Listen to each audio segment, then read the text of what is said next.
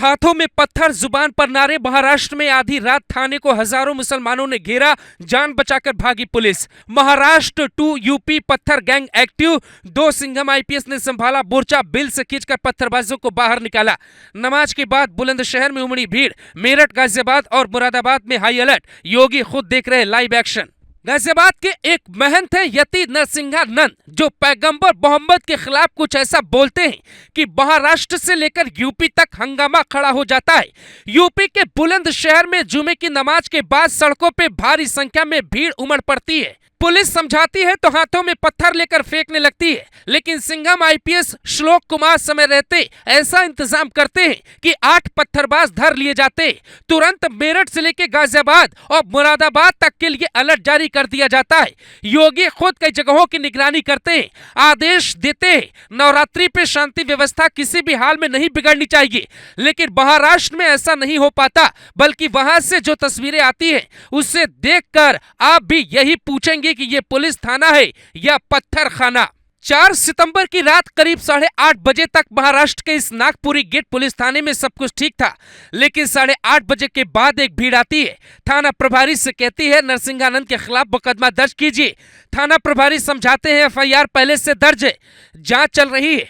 लोग चले जाते हैं, लेकिन थोड़ी देर बाद बड़ी तैयारी के साथ आते हैं और थाने पे पत्थर फेंकने लगते हैं।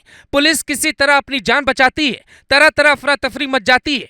करीब 1200 लोगों की भीड़ थाने को चारों तरफ से घेर लेती है। ऐसा लगता है जैसे ये किसी को छोड़ेंगे नहीं।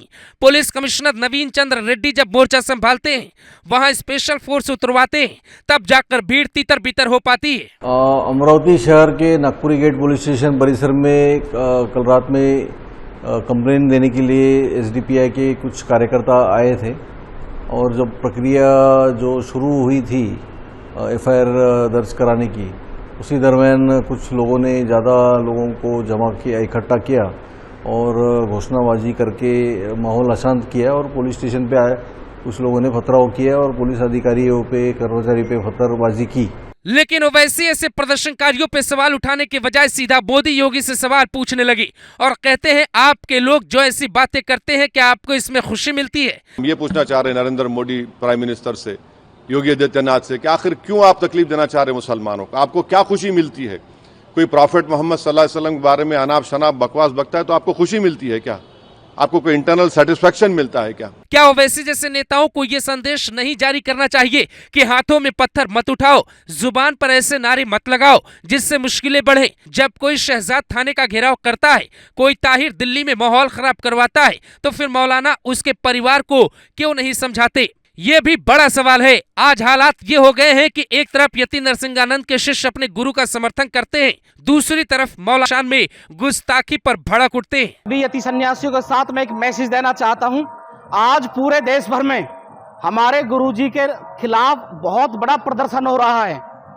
एक तथाकथित बात के लिए इन्होंने एक बात को बहुत बड़ा बवंडर बना दिया है, और आज पता चला है कई जगह पुतले फूके गए हैं आसपास। यदि गुरुजी का कल पुतला फूका तो आप समझ लेना और सारा प्रशासन ये समझ लेना कि जो बात गुरुजी ने कही है वो अक्षरत सच होने वाली है। दशहरा के दिन दोनों के पुतला फूकेंगे, मोहम्मद का भी और अली का भी। हम चाहते हैं तत्काल गिरफ्तारी हो। अगर 48 घंटे में गिरफ्तारी अगर अन्यथा नहीं होती है तो देश में एक बहुत बड़ा आंदोलन होगा। हम लोग सड़क पर आंदोलन करेंगे। हम संघर्षवादी लोग हैं, हम डरने वाले नहीं हैं। यूपी से लेकर महाराष्ट्र तक और हिमाचल से लेकर राजस्थान तक ये तस्वीरें सामने आ रही है, उसको देखकर चिंता होना लाजमी है। यूपी में अकेले योगी आदित्यनाथ ने इतनी सख्ती की है कि कोई पत्थर छोड़िए कंकर उठाने की हिम्मत नहीं रखता।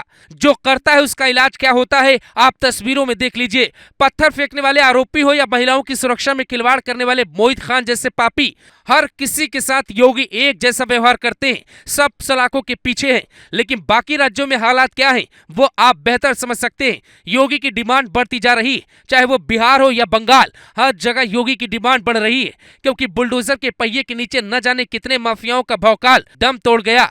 न जाने कितने गुर्गे ऑपरेशन लंगड़ा के शिकार होकर चलने फिरने लायक भी नहीं बचे। ऐसे में सवाल ये भी है कि क्या मध्य प्रदेश के मोहन यादव सरकार की तरह महाराष्ट्र सरकार को भी योगी मॉडल अपनाना होगा और जैसे शहजाद के आलिशान महल पर कुछ घंटों में बुलडोजर चला तो उसके सारे समर्थक बिलबिला उठे, कोई सुप्रीम कोर्ट पहुंच गया तो कोई सोशल मीडिया पर वीडियो बनाकर रोने लगा। क्या ऐसा ही कोई इलाज महाराष्ट्र सरकार को ढूंढना होगा, क्योंकि महाराष्ट्र के अलग अलग शहरों में लगातार डरा देने वाली तस्वीरें सामने आ रही है।